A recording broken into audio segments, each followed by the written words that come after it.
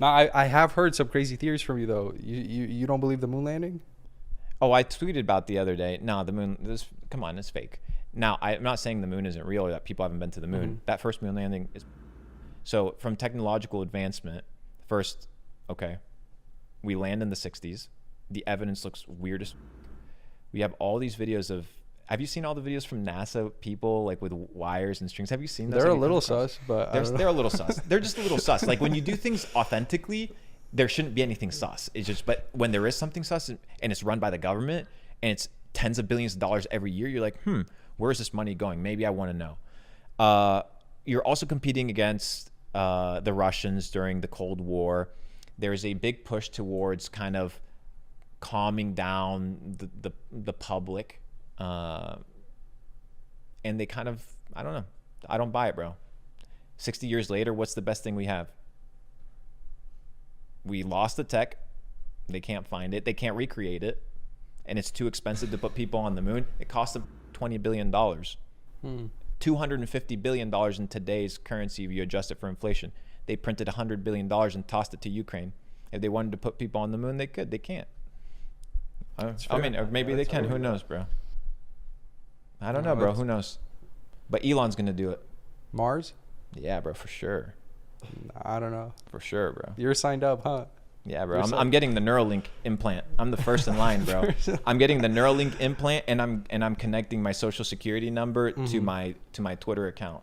Yeah, so that's a good so I can feed the AI. Yeah. That's my plan, bro. That's my plan. And I'm gonna eat seed oils, and tap water, and I'm gonna make sure that my girl is on birth control.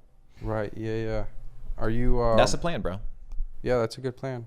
Speaking of wealth and health, what are you doing? What should everybody be doing besides, I told people, it was funny. I was talking with a couple people in my community the other day, and I said, people don't even do the lazy things right. And they're like, what do you mean? It's like, people don't even go to sleep on time. Like, that's the lazy that you could do for your health, and you don't even go to bed on time. Like, okay, perfect. We can talk about your abs, we can talk about your food, but unless you get the basics things, the lazy, like brushing your teeth, like showering, these things are health and nutrition. I am pointing fingers, bro. But sleep is very important. So you have your circadian rhythm, you have your REM sleep. Sleep is really important for recovery. Sleep is really important for mental health, but people don't sleep well. So I think we begin from the basics. They need to learn how to sleep well. How do you sleep well? A couple things. First, you need to cut out processed sugars, complex carbs, and heavy foods at night. Your body does not do very well when you eat heavy at night. Your body is supposed to be recovering, resting, repairing itself, regenerating. Ideally, you should also be fasting. Your body should enter periodically stages of autophagy. Autophagy is when your body begins to eat the bad cells up. This happens about 3 days into a fast. Fasting is incredible. So the simple things, people are like, what do I need to do? No. What do you not need to do first? Let's get rid of all the toxicity before we bring in anything good. So before we start, assembling the dinner table, let's clear out all that's already on there that's not good, that's not serving you, and let's fix that. Sleep. Don't eat processed sugars. Don't eat complex carbs. Stay away from fruit juice. Stay away from candy. Stay away from fast food in perpetuity. Stay away from tap water. And if you're a woman, consult with your doctor to potentially get off of birth control pills, which are a psyop that has been perpetrated on women in the last, couple decades. Before that, women were never on birth control. But for some reason, now we have hundreds of millions of them. And the reason and the logic is because men can't keep their pants. Not a good enough explanation. Is that hormonal? Like the birth control? I mean, it's interesting because I've talked to a lot of women about when they were recommended to get on birth control, and it's usually in their early teens. And it has to do when their hormones are all out of whack and it's supposed to calibrate them. But what you're doing is you're bioregulating the body outside of what it's supposed to be doing in its natural process. So once a woman gets out of her birth control kind of cycle, her hormones go through fucking roof and all over the place because they've been with for an extremely long time. It's something that people should really look into. I mean, you know what's the craziest part about that? What? You know when Alex Jones said that the tap water is turning the frogs gay? Mm-hmm. Okay. Can I tell you something about that? Please. Okay. What if the treatment plants, women take the estrogen pill, right? That's what the birth control is, basically superpowered estrogen. And remember, when you take a pill orally, most of it gets urinated. The estrogen, heavy urinated estrogen, gets peed into the water stream. That water is known as what? A recyclable commodity. So water just gets recycled.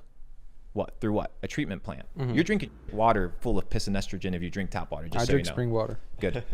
Not you, but I'm saying in general. So the treatment plant, the water goes through the treatment plant. It doesn't treat for estrogen.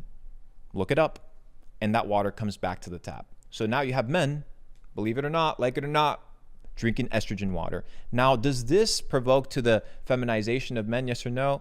Who knows? But all we do know is that it's turning frogs from male to female, and it's happened. Now, is that a conspiracy? Is that a crazy out of the blue perspective to have?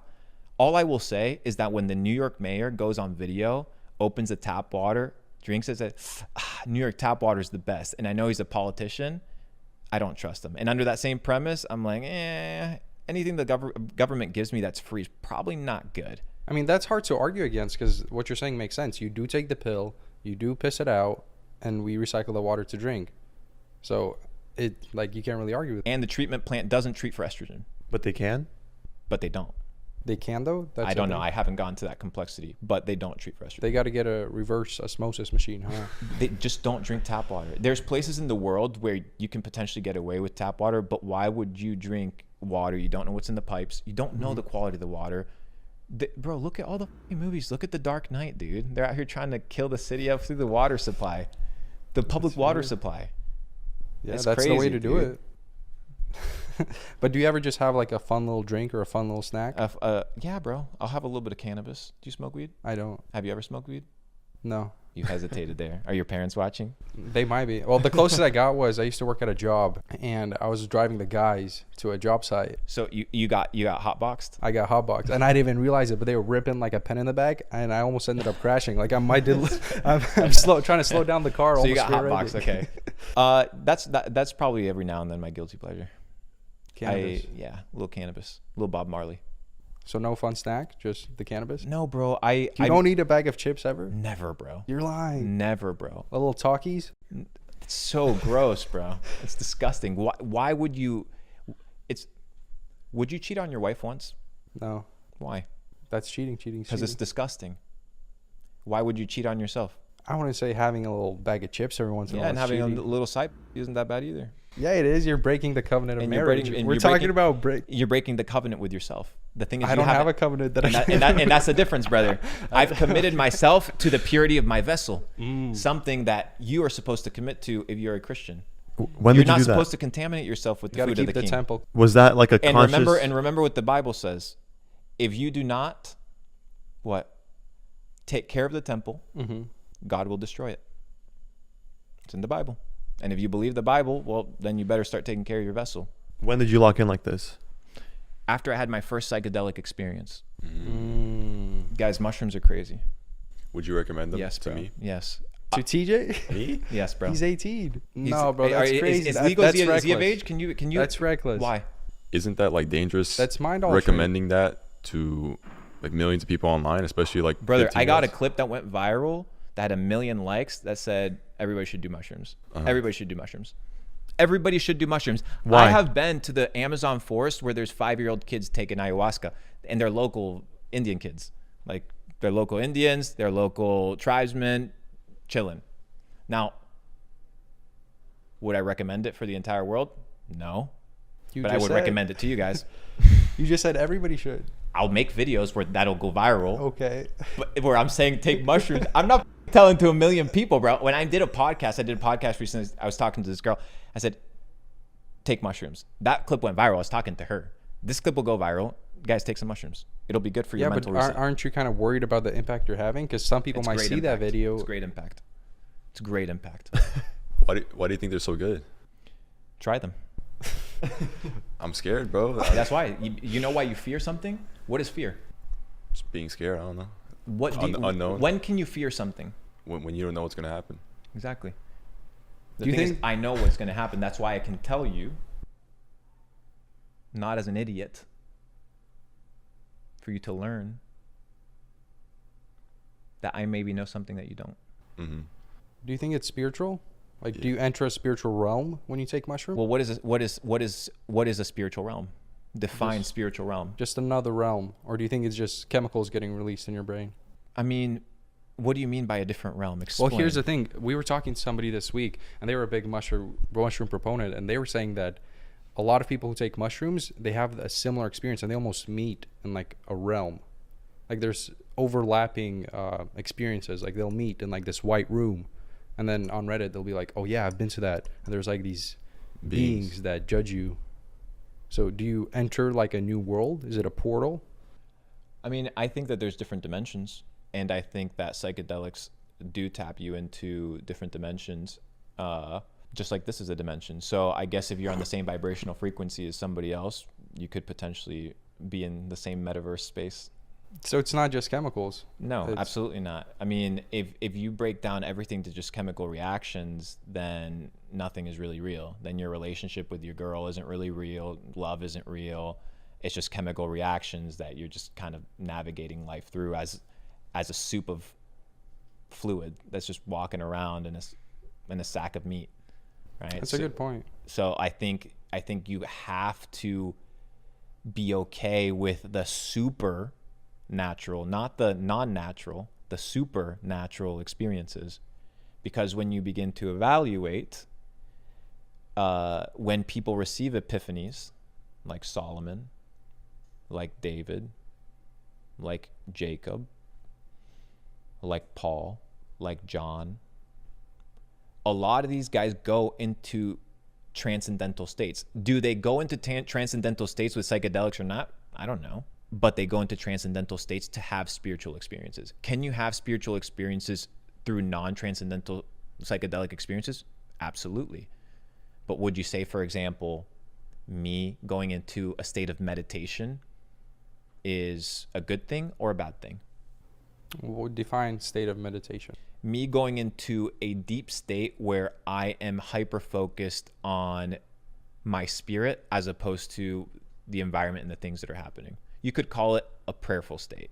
I like prayerful state. See, But you see, the thing is, you've attributed, and that goes back to what I'm Yeah, I saying, know. right? It's these words. yeah, It's the dogma. It's the belief system. It's the fact that I know something about meditation that you don't, and you believe that you know something about meditation that has given you the conviction and has limited your ability to do what? To experience life. And you don't have to go out and experience crap, right? That's not what I'm saying. You don't have to go out and sleep with a prostitute. You still have to have moderation, and you still have to have intelligence, and you still have to have wisdom, and not everything is for everybody. But to neglect yourself experiences of life simply because you say, I am afraid, solve that fear with knowledge. And if you can't find that knowledge, go to sources and people that you trust and convey with them, talk to them, dialogue with them, and then develop your own thesis. Don't just say, well, I'm not going to do this because I'm afraid, or I'm not going to do this because my mom said so. Well, what if the answer isn't I'm afraid? What if it's just I don't care to? Then don't do it. Just like I don't care to jump from an airplane. Right. I don't care to do that, and I'm not going to do that. Am I losing an experience of life by not doing that? Yes. I'm okay with that. And just the same way with mushroom. It's the same thing with everything else. do you think it's at all dangerous? Yeah, I mean, everything is dangerous. One, outside of moderation, and two, is understanding that when you enter spiritual states, you need to be spiritually equipped. And most people enter spiritual states that are ulterior spiritual states, and they assume that everything that they experience in that ulterior state, because it's ulterior, is true. And the truth is, most things are false. And that goes for everything in life. even the things that you interact with in spiritual dimensions. But I feel like with mushrooms, you're almost, because you said you could enter those dimensions in other ways, through prayer, through be meditation. But don't you think that mushrooms, you're kind of brute forcing it? Yes. So you definitely It's a might cheat not be code. ready for it. Absolutely. And that's where you can get messed up. That's where people come out of it, different people. Yes. And that can And be most negative, of them come out better people. but because not all. because to not be ready does not mean that it's not good. Most people, you weren't ready for marriage. You're never going to be ready for kids. But when it happens to you, you'll be like, that's pretty good.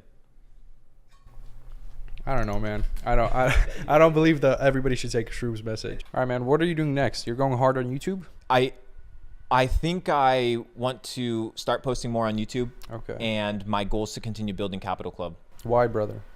I think the reason I want to build Capital Club, and I appreciate you asking me that, is because I think I have a really good opportunity at rewiring the aspiring entrepreneur and the developed entrepreneur into an ecosystem that allows them to be authentic, that allows them to network with individuals that actually care about them, to find knowledge that's not based on profit, but it's based on experience, which is hard to find.